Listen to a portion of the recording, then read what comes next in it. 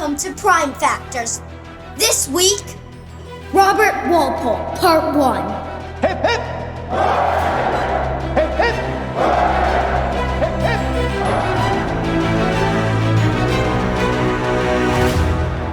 Hello, and welcome back to Prime Factors. I'm Abram, and I am here with my dad. We are reviewing all of the British Prime Ministers from Robert Walpole to Rishi Sunak. This is episode 1, Robert Walpole. Actually, it's Robert Walpole Part 1. Normally, we don't plan to do this as multi-part episodes, but Walpole, being the first, is such an important figure and has so much written about him. We also have a lot of ground to cover as he is the longest-serving prime minister. But that's not going to really come into effect till Part 2. Well, we're not going to make it all the way to when he's a prime minister today. We'll stop right as he's becoming prime minister. Uh-huh. Are you excited? Yep. Well, I'm glad. I want to thank again our inspirations, Totalis Rankium and Rex Factor. We love your podcast, and imitation is the sincerest form of flattery. Besides, some parents build tree houses with their kids, but I'm doing a podcast instead. I'm not really good with a hammer. It's really kind of the same thing, except one of them involves more ladders, and I'll let you figure out which. If you missed our episode 0, we've already talked about the history of Parliament, and we only made a few embarrassing errors, so point those out if you like. Otherwise, we'll keep going.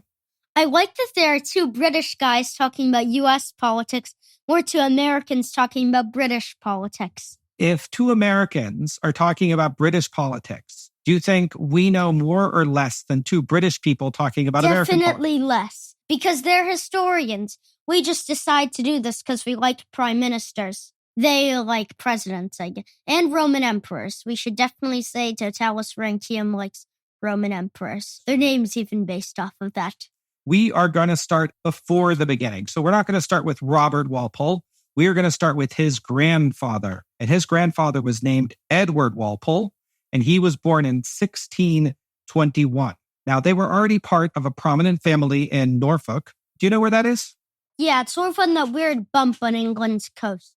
The weird bump on England's coast. Well, I have a map here, which I can show you, and it is indeed in the weird bump on England's coast. Have we now offended all of our British listeners already? I'm not Maybe. entirely sure. Hopefully not. The Walpole family at that point was already pretty prominent, but Edward gained a bit more standing when he married a woman named Susan Barkham. Susan happened to be the daughter of a prominent London businessman who had previously been the Lord Mayor of London in 1621. This was a great match. They were rich. Walpole wanted to be rich. It all worked out for them. And that he was even able to ride this status to become a member of Parliament. He was elected for King's Lynn, which is in Norfolk, in the Convention Parliament of 1660 and the Cavalier Parliament of 1661. I don't know if you remember, but the Convention Parliament, that was the one right after the Long Parliament. So we're talking about the one that re-established Charles II and the monarchy. So Edward Walpole's son was Robert Walpole, but not the Robert Walpole that you're thinking of. We're going to call him Colonel Walpole. Colonel Walpole was probably in the military, but I wasn't able to find any records one way or the other of whether he was in the military or what he served. It could have just been an honorary title, but he was definitely locally prominent. He was even the deputy lieutenant for Norfolk County. That's kind of like the vice president of an English county, and that sounds pretty important. I have no idea how important it is. Except it doesn't, because vice presidents don't do anything in the U.S. That's true, but they probably don't do that much here. Especially for a county, but it made him sound important. This Colonel Walpole, Robert, had 19 kids, but only 9 survived to adulthood. And our Robert Walpole is the 5th kid. He was also a member of Parliament. He was elected as a Whig politician for Castle Rising in Norfolk and remained a MP up until he died. So right now, Robert Walpole, the future prime minister, had a great-grandfather that was the Lord Mayor of London, a grandfather who was an MP from King's Lynn, his father was an MP from Castle Rising, and he was already in a pretty prominent and politically active family, even from this very early time. Robert Walpole was born August 26, 1676. As we've already said, his family was well-connected, but they weren't that wealthy. He was not what you would call an aristocrat. Colonel Walpole was more of an intellectual. He liked to collect books. He was active in local politics. Even though he wasn't that rich, he was still able to buy up land and increase his territory, increase his holdings.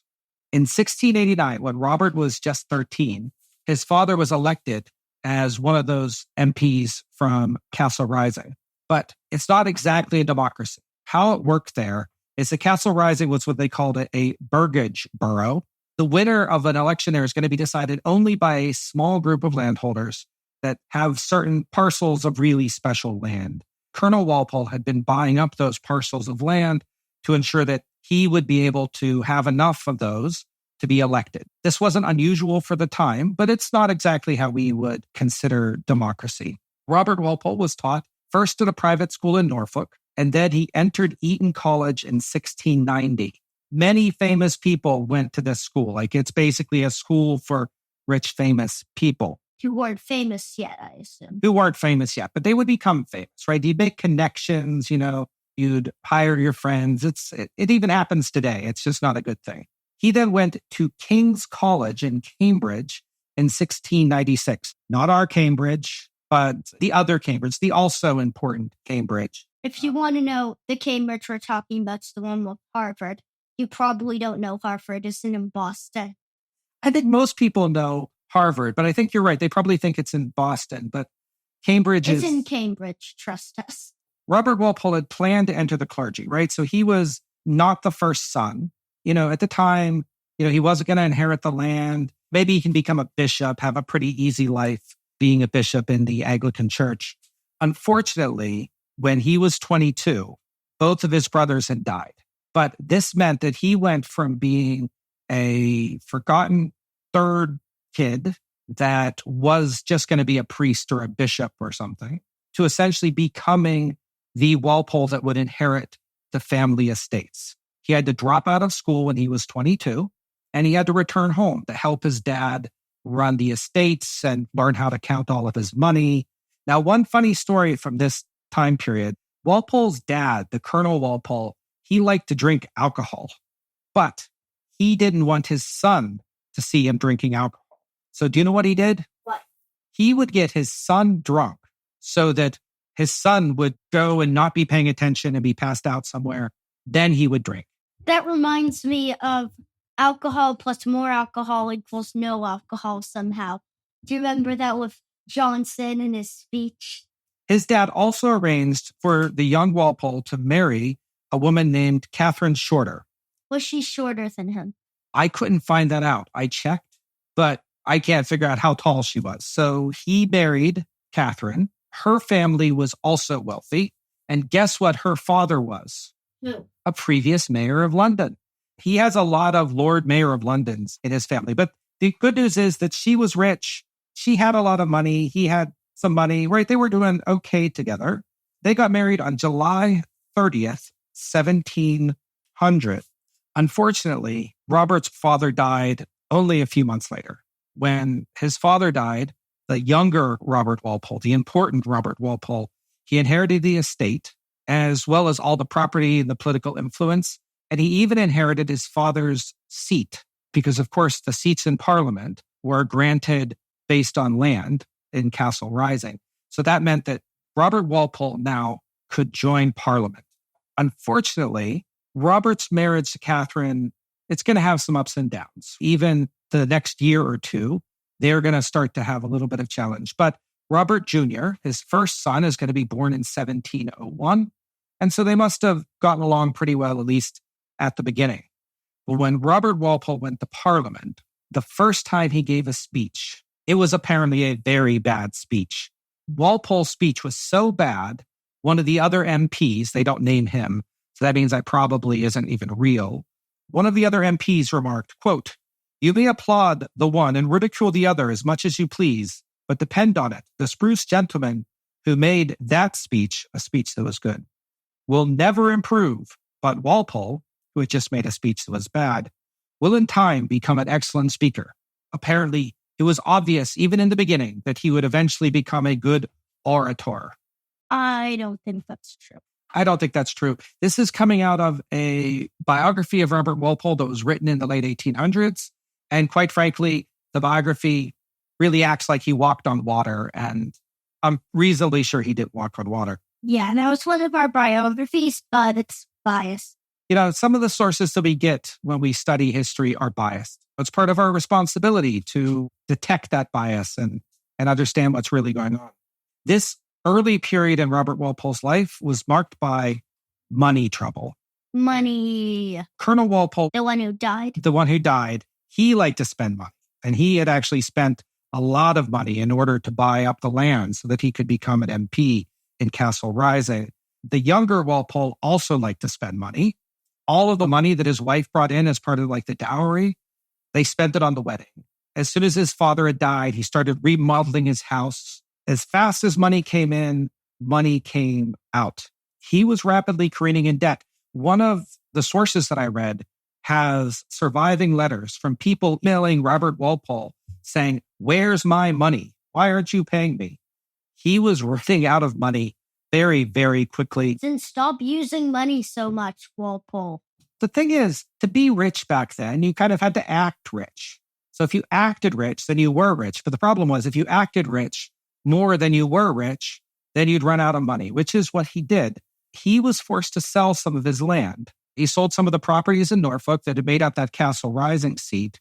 He no longer had enough land for him to be in Parliament. He essentially lost the seat in the next election. And do you know who he lost it to?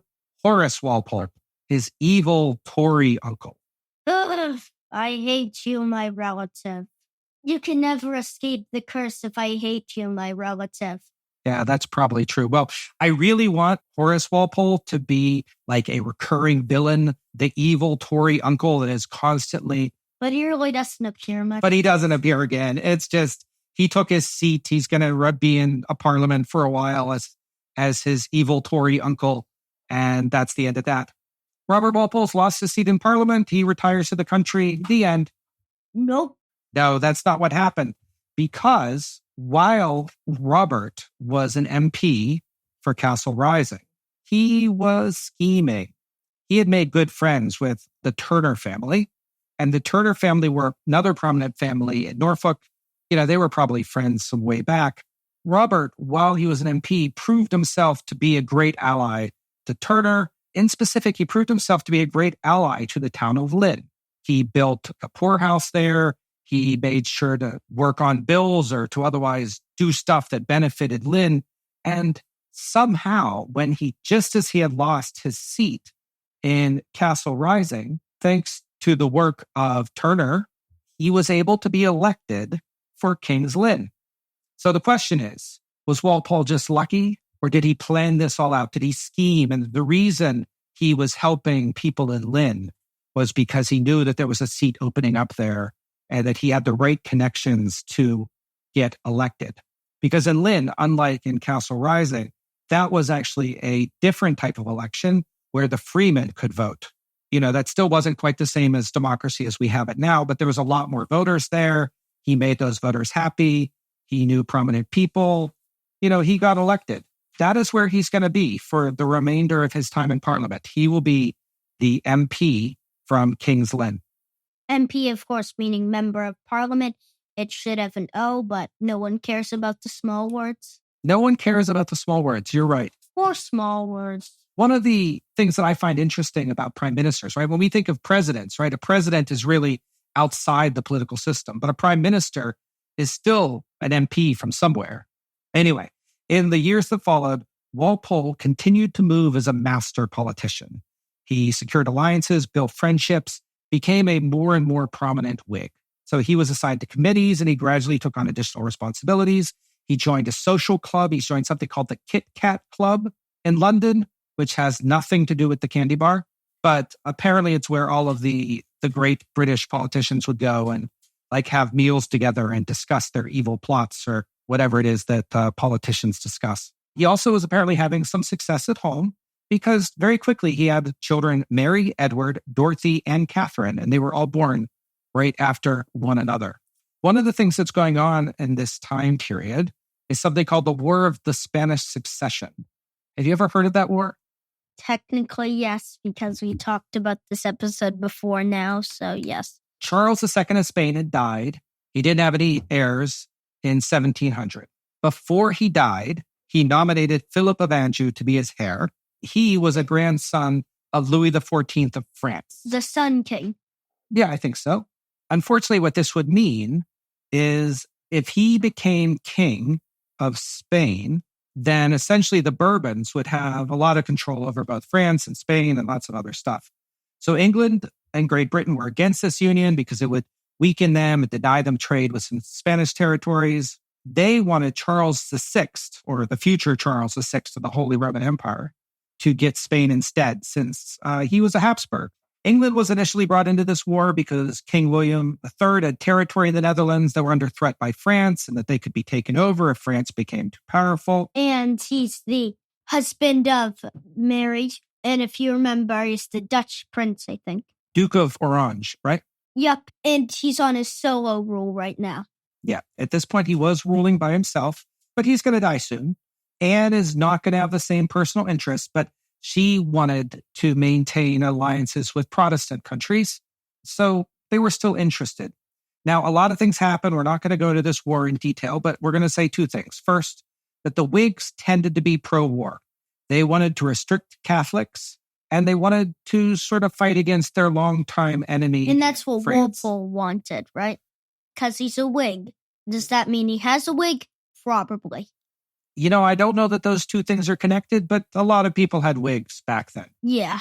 In contrast, the Tories tended to be anti-war or less pro-war. They didn't want to see the country fighting. While the war was very popular in the beginning, over time, the war became much less popular among the people in England. Walpole, continuing to rise, he was a prominent politician. He became the Secretary at War in 1708. That's like his highest job yet. And he was responsible for the financial and organizational management of the war effort. It's not exactly like the Secretary of War. It's more of an administrative job. So it's not like the American version of it. And then he was later promoted to Treasurer of the Navy. And that gave him access to more money and the ability to sort of grease some palms.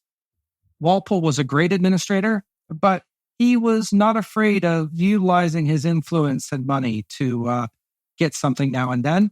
And his wife, who really liked fancy things, and he was even able to use some of his connections to smuggle in alcohol and other contraband goods that he weren't supposed to be able to import. And he used it for himself, and maybe he gave some of it to his friends.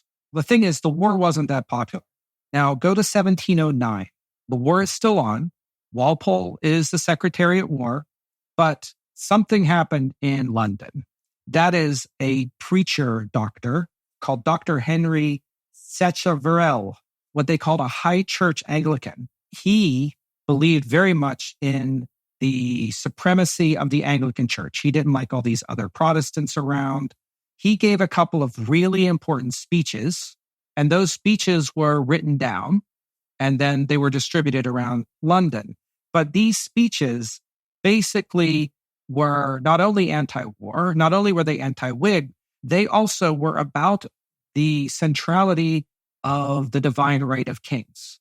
So essentially what this doctor was saying is we didn't have any right as subjects to contest what was going on with the kings or to contest whatever a king would say. What he was kind of getting at wasn't just that the Whigs are currently wrong. Maybe William and Mary were wrong too. What right did we have as subjects of the king to kick out James? Does this get into the Jacobite stuff? This does get into the Jacobites. So essentially, he was not saying that the Jacobites were right. He was being very careful in what he was saying and not saying, but he was strongly implying the country needs to follow its king as set down by God, and that maybe William and Mary weren't the rightful kings. This message got around. A lot of people were listening. And Dr. Sacheverell, he was charged with a crime called seditious libel. That means that he wrote things that were against the government. They didn't have freedom of speech the same way back then. And he was indirectly speaking out against Queen Anne. We don't know whether he was a Jacobite or if he was just liked by Jacobites, but it's pretty clear that those were his ideas. Walpole actually got to speak at his trial. So Walpole was one of the prosecutors. He was tried in the House of Lords. And he said, quote, "If the doctrines advanced by Dr. Sacheverell are not criminal in the highest degree, it will follow that the necessary means used to bring about the revolution were illegal, and consequently that the present establishment and Protestant succession founded on that revolution are void and of no effect." In other words, if he's right, the only conclusion is that the Jacobites are right and Anne shouldn't be queen, and we all know that Anne, she should be queen. So he was convicted, but weirdly, he was given a very light sentence. He was prevented from preaching for 3 years, and the books that he wrote had to be burned, which... How is that a light punishment? Because it didn't involve death. He wasn't killed. He wasn't locked in the tower. He just don't talk to anybody for a while, and all of your books get to be burned. But the thing was, this was kind of like the trial of the century. There were a lot of people that were very sympathetic to Dr. Sacheverell, including in the House of Lords. Maybe people were sympathetic to the Jacobites, and this was a little bit scary. In the election of 1710, the Whigs lost their seats. The Tories were able to win the election of 1710 on the backs of this trial, on the backs of everything that had gone on, and they were in control of the government. So you're right that we're not going to have a Tory prime minister for a while. We're going to talk about why that is. But as of right now, 1710, 1711, the Tories are in charge. If somebody else was writing the history books, the Tories might have been the first prime minister. This whole period is called the Tory Revival. It was caused by the trial, but it was also caused by the fact that the war was very unpopular. The Whigs liked the war. The Tories didn't like the war. And because the war was unpopular, people voted for the party that didn't like the war. The Tories had the House of Commons. One of their first acts was to try to set up a peace treaty. Now, it's going to take them like 3 years to negotiate this treaty. But what they quickly realized is that they only control the House of Commons. They don't control the House of Lords. So how are they going to get this treaty out? How do you get in the House of Lords? Do you know? Is it like by having land or something? Well, by being a noble. So if you were a peer of the realm, if you're an earl or above, you can be in the House of Lords. So all they did is they said, "Hey, Queen Anne, why don't you appoint a whole bunch more Tory lords?" She did. They appointed a whole bunch more Tory lords, and that now that balance of power in the House of Lords was now swung towards the Tories. I'm going to introduce you to someone new. His name is Robert Harley. He's been in the background a lot. A long time ago, he was a Whig, and then he became a Tory. He's been in Parliament since 1689, and he had even been the Speaker of the House. He was a very prominent Tory politician, and in a parallel universe, he might be considered the first prime minister. But in this universe, it's Walpole. That's why we aren't doing an episode on him.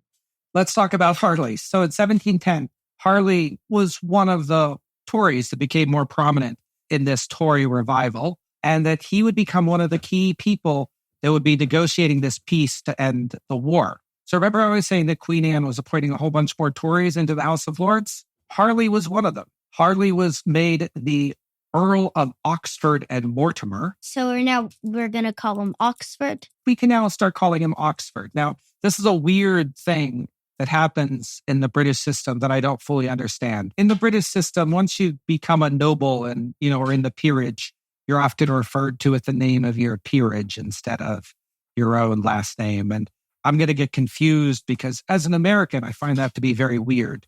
But, this is a podcast about British history, so I'm going to do my best to follow what they do. Harley was also made the Lord High Treasurer. So he was setting out to improve the finances as well as negotiating this treaty. Now, to help balance the books, he started something called the South Seas Company. He was a moderate. He did a good job of mediating between the hardline factions in his party. He was even known for playing nice with the Jacobite-leaning Tories. His influence helped a good friend of his, Henry St. John, become Secretary of State for Foreign Affairs. And he actually became the lead negotiator on this treaty. And he's going to be elevated to the peerage as well. And we're going to start calling him Bolingbroke. And I get a little confused here because Henry St. John is now Henry Bolingbroke. But Henry IV was Henry Bolingbroke. But he's not Henry IV. He's a completely different Henry. He didn't depose kings and make them starve. No, he didn't do that. Well, at least not yet. Well, all this is happening. The Tories are in charge. They want a little bit of revenge. And one of the things that they claimed was going on when the Whigs were in charge was that the Whigs were corrupt and that the Whigs... Walpole was corrupt. Well, Walpole certainly skimmed a little bit here and a little bit there. And the point is, the Tories now in charge decided that they were going to investigate the people that had run the previous government. And one of the people that they investigated was Walpole, because they thought that maybe he had been doing all those things, which we just mentioned. He was convicted. He was sentenced to the Tower of London in 1712, and he only ended up serving 6 months. The thing about being a prisoner in the Tower of London, at least a high-born prisoner like this, is that he was living in pretty much luxury. He was still a prisoner, but he was allowed to hire his own staff, furnish the room. It was basically not prison. Well, not prison how you think of it. Jail isn't jail if you're wealthy, and he used that time to connect with his allies and write pamphlets and things like that. During this time, Harley actually was having his own problems. An assassin tried to kill him in 1712, and he was saved by Jonathan Swift. So in 1713, there was another election. And guess what? The Tories won an even larger majority. It was pretty clear at this point that the country really was taking an anti-war bent, and that things like Walpole's trial was really liked by the people in England. Walpole, out of the Tower of London at this point, was allowed to run again. By the way, he was kicked out of Parliament when he was convicted. I think that was obvious. He can't be in Parliament and the Tower of London at the same time. They kicked him out, but they didn't say he couldn't come back. So he ran for election again in 1713, and he was brought back. This is the Parliament that finalized something called the Treaty of Utrecht. And in this treaty, the War of the Spanish Succession was over. Britain got Gibraltar, Minorca, Newfoundland, Nova Scotia. They got the Hudson Bay Territory back. They got St. Kitts. And they got the right to sell things into Spanish territory, including African slaves. In the end, Philip of Anjou became Philip V of Spain. He got to keep the Spanish crown in exchange for renouncing his claim on the French crown. When all of this happened, there were parties, there were fireworks across London, but Queen Anne was not able to attend them because she was, at this point, getting very sick. So that's Harley. You mean? Oxford. But I'm going to interrupt again to introduce another new character. This is Charles Townshend. He was originally a Tory and then became a Whig. So it's kind of like how confusing. The opposite. Yeah, people change parties. It's weird. A long time ago, he had married a woman named Elizabeth Pelham, and she had a few brothers, but two of them that you might have heard about, Henry Pelham and Thomas Pelham Hull. Let's put a pin on both of them for later. You could probably guess what positions they both had. Yeah, well, we'll get there. But bad news. What? Elizabeth Pelham died. Charles Townshend married again. He married Dorothy Walpole, Robert's younger sister. So now there was this political alliance between the Walpole family, the Townshend family, and the Pelham family. And this political alliance is going to last for a very, very long time. It's now 1714, and Anne is in very poor health. At this point, Oxford and Bolingbroke were now not in agreement. Oxford was a moderate. He believed in the Act of Settlement that was passed that would make George the king. But Bolingbroke, either officially or unofficially, loudly or quietly, Bolingbroke seems to have been a Jacobite, that he was working at this time to put his men into key positions in the government and key positions in the military. There was even some talk that maybe James Stewart could just claim to be Anglican for like an afternoon, take communion once, and that they would use that as a pretext for allowing him to secede after Queen Anne died. Oxford really didn't move against Bolingbroke. Really, at the end, this whole thing just led into a complicated disaster. Queen Anne lost confidence in Oxford. She removed him as Lord High Treasurer, and suddenly Bolingbroke became the most powerful Tory in Parliament. He might have been able to act. He might have been able to arrange for James Stewart to come back, but Anne died only 5 days later. He didn't have enough time to put in motion any conspiracies that he might have been thinking about. Bolingbroke wrote, quote, What a world is this? And how does fortune banter us? I have lost all by the death of the queen. His plan was foiled. She died too fast. And George I ascended to the throne. Starting to get very interesting. George, he didn't arrive in England until September. But if the Tories in Parliament were worried about how they would be received by the new king, they were right. George saw the treaty that Oxford and Bolingbroke had negotiated in the War of Spanish Succession as a capitulation against his own dynasty. He immediately snubbed the two of them. He appointed a different person, Charles Montague, as First Lord of the Treasury. He was starting to build up his own counselors.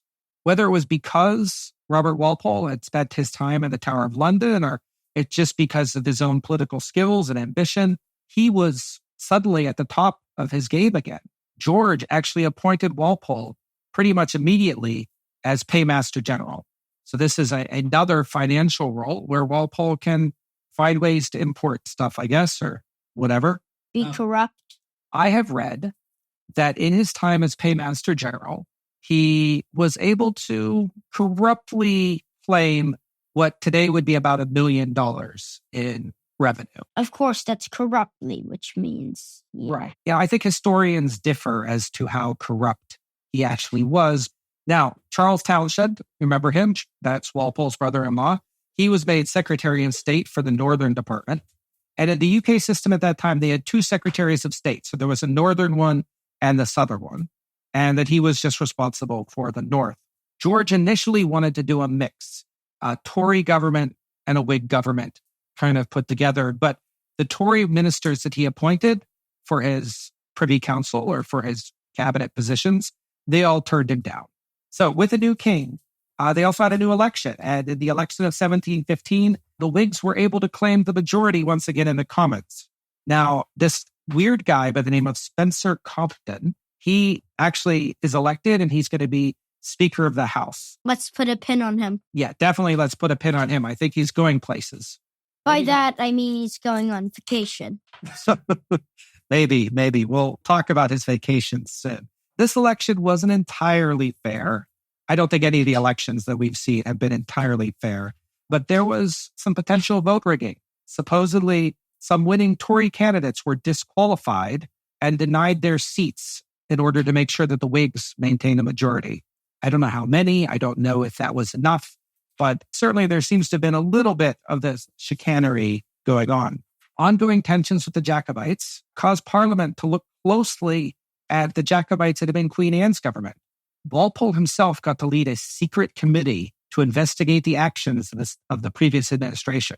Bolingbroke, realizing that he was probably going to be arrested, snuck out of the country and went to France. This is not going to be the last time we hear of him, but he's going to be hiding in France for a little while.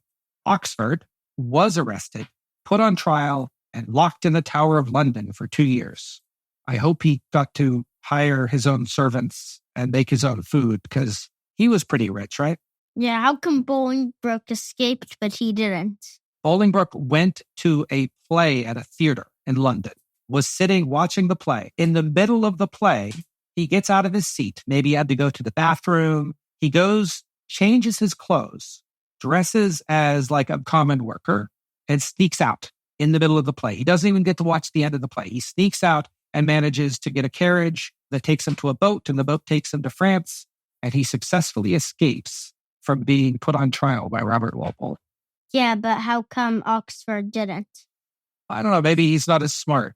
Maybe Bolingbroke got a warning. We don't know. These Jacobite tensions we're talking about, they were real. And in 1715, there was a Jacobite uprising. Some reason they call it the 15. That is almost as dumb as the War of 1812 in terms of naming. Well, probably even dumber. Maybe dumber. I mean, it's literally just the 15. There could be 1915. It could be 1815. Could be a Roman war in just 15 or 115. But at least 1812, you know it's 1812. Still, it was called the 15, and there was a rebellion in Scotland, parts of England. But let's just say a couple things. First, they managed to pretty much capture Scotland. They had gotten so far along that so-called James III even went to Scotland to help lead the troops up there. But he was too late, and actually he only left a month later. In the end, 7 members of the House of Lords, 1 MP from the House of Commons were found to have participated, amongst many other less important people. And Walpole pushed hard for trials. I think at this point, he remembered, he was put on trial. He was put in the Tower. He just got Oxford in the Tower. So Walpole pushed for trials. A lot of those lords were convicted. King George really didn't want to execute them all. Some of them were given clemency. Some were executed. One escaped out a window, I think. The point is, there was a real threat. George coming to the throne really revealed just how powerful the Jacobites still could potentially be in England, and they're going to come back again. During this 1715 uprising, one important thing happened, and that is that Robert Walpole was promoted to become the First Lord of the Treasury. Now, this is the position that Harley had, amongst others. You mean? Oxford. But this will be the position that eventually becomes equated with prime minister. So some people think that maybe Walpole was first prime minister in 1715, but we're not going to say that. We're going to say he was first prime minister in 1721, because he's not going to hold on to it. The Whigs were now completely in control of government. They were very afraid of the Tories. What do you do when you're afraid of your political opponent? What? You try not to have elections. So the Whigs passed a law called the Septennial Act in 1716, and this act meant that they didn't need to have as many elections. Instead of electing a new parliament every 3 years, they would now elect a new parliament every 7 years. This would mean that the Whigs had power locked in for longer, and it would make sure that the Tories would struggle even more to reclaim their position in the Commons. But there's one of the crazy things. You know a little bit about the French Revolution, right? Yeah. Well, one of the things about the French Revolution is that no winners ever hold themselves together very long. And the Whigs, now completely dominant in Parliament in Great Britain, they started fighting amongst themselves. And that very quickly, there became 2 factions in Parliament, the Walpole-Townshend faction and a new faction, which is going to be led by people called Stanhope and Sunderland. So this definitely reminds me of the half-breeds and the stalwarts a bit. Are they going to be like that at all? I don't think they're going to be around quite as long as the half-breeds and the stalwarts. James Stanhope, he was now the Secretary of State for the Northern Department. You'll remember that Townshend was the Secretary of State for the Southern Department. Generally, the Northern one was considered more important. Sunderland was actually the title name for somebody called Charles Spencer, the Earl of Sunderland. And you might have heard of Spencers. They're still a pretty prominent family in England. Princess Diana was Diana Spencer before marrying Charles. Yeah, this episode's filled with people named Charles. This episode has so many people named Charles. Many people named Charles. What was causing this tension between the 2 factions? Well, it was George I. George wasn't just king of England. His foreign policy in Hanover was starting to affect England. George wanted alliances that would help him boost his possessions there, while Walpole and Townshend wanted to have a more British-centric foreign policy, right? They didn't want their king to be making England do things that would benefit this other German territory. So at any event, at this point, Spain was still angry at losing territory in the War of Spanish Succession, and that the major powers are starting to line up on sides again. George I wanted to ally with Austria, France, and the Netherlands. In the last war, France was one of the bad guys. And now George is like, hey, we should be friends with France. Townshend and Walpole did not want an alliance with France, but Sunderland and Stanhope both were interested in this alliance with France, or at least interested in making George happy. And so the 2 sides almost came to blows. And what ended up happening was that Townshend was fired. So he was fired as Secretary of State. He wasn't doing what King George wanted. And if he wasn't going to do... Walpole? Well, Walpole said, you fired my friend? I quit. Well, he didn't quit Parliament, but he quit the Whig government. So in 1717, Townshend and Walpole both officially left their Whig government to form a temporary, almost party. We call this the Whig split. I don't know if they had a different name, but many of Walpole and Townshend's allies came and joined with them, and that they now started to deliberately make it hard for Sunderland and Stanhope to pass bills. They started voting with the Tories. Even though Walpole was a Whig, suddenly he and his faction were voting against bills that they would otherwise support. Bills that they should like, they were voting against just because they were trying to make it as hard as possible for them to be able to do any work, to pass any bills. So at this point, Stanhope effectively controls the government. George I went on a long trip to Hanover. If you're keeping track, this is another point where they're like, well, maybe Stanhope was the first prime minister. Well, we don't consider that. The other thing is, while this was going on, Walpole started buddying up with... Who? Who is it that doesn't like George I the most? George the... Second? The future George II. George, the Prince of Wales, really did get along with his dad.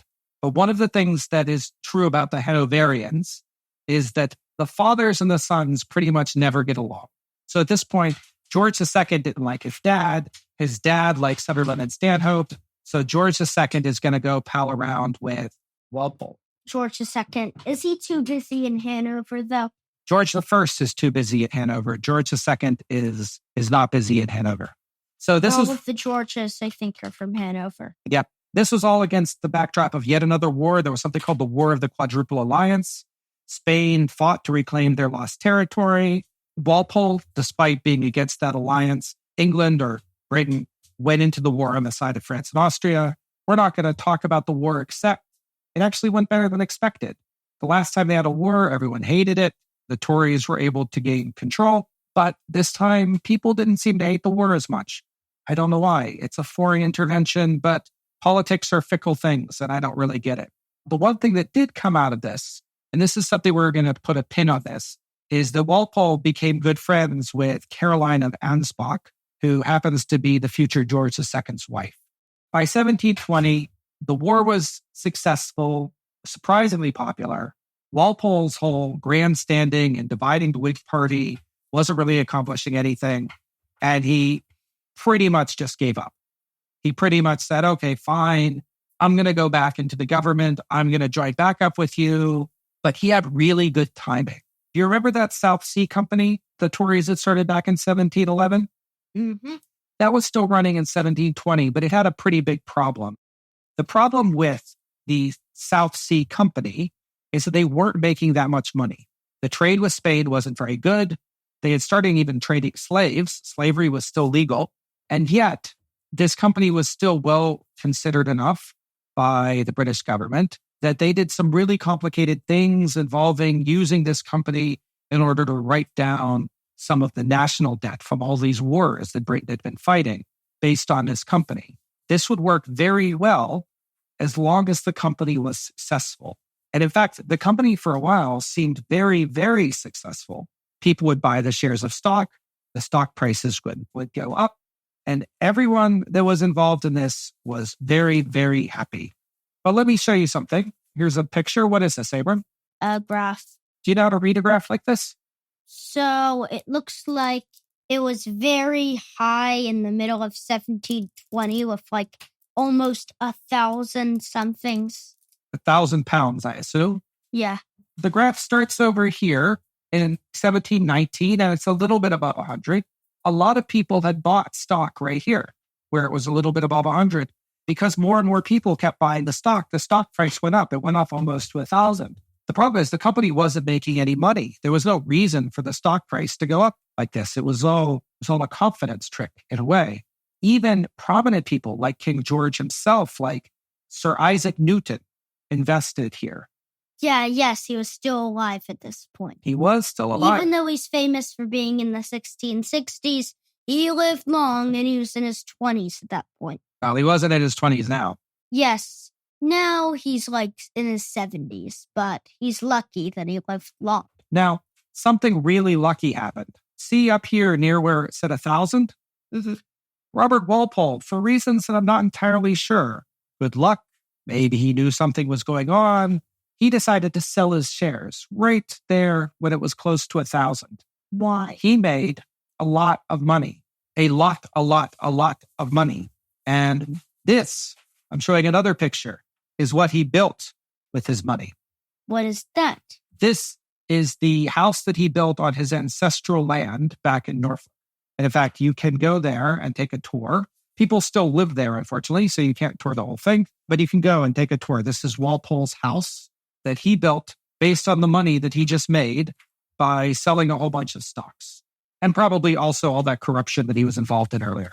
Yeah, I think we're forgetting to mention the corruption a bit. I don't know. It's hard to overstate, but the thing is, the confidence in this company dropped. The stock price fell. Thousands and thousands of rich people in England suddenly became poor. Like they would have invested massive amounts of money into these stocks. And when that line goes down, if you bought at 1,000 and you sell at 100 again, you've now lost 90% of your money. This crashed. Not only did it crash for the investors, this is also how England was trying to write off some of its debt. There was a very real financial crisis. Quickly, they looked for people to blame. And who was in charge? Stanhope and Sunderland. Sunderland was forced to resign. Stanhope died before he could resign. Suddenly, Walpole, who hadn't even been a good Whig and had just returned to the government like a couple of months ago after his whole protest, suddenly everyone had resigned. He was in charge. He would be the one that would have to fix the British economy after this terrible crash. He was appointed First Lord of the Treasury. He was appointed the Chancellor of the Exchequer, which is another important financial role. And he was made the leader of the House of Commons. This moment when Walpole, out of nowhere, secures 3 major positions, as well as the ear of the king, and told, please fix this, please. This is the moment where most people think that Walpole became the first prime minister. I'm going to leave it there for today. Abram, how you liking this guy so far? What I think about him is that, like, our silver screen score, that's the one I'm thinking about right now. He'll not get a lot of points in that because his stuff is that interesting, but because, like, he was the first one, so he sort of has to have an interesting thing. Yeah, well, I think he's interesting. Becoming the first prime minister will give him a lot of points for the accomplished score. I really don't know how to judge him yet, as most of the judgment usually comes in the part 2. Yeah, well, we don't need to judge him now. Well, Abram, I've had a great time talking to you about Walpole tonight. I look forward to finishing up his time as prime minister with you and get to the rating next time. And we'll see you next time, right? We'll see you next time. Goodbye.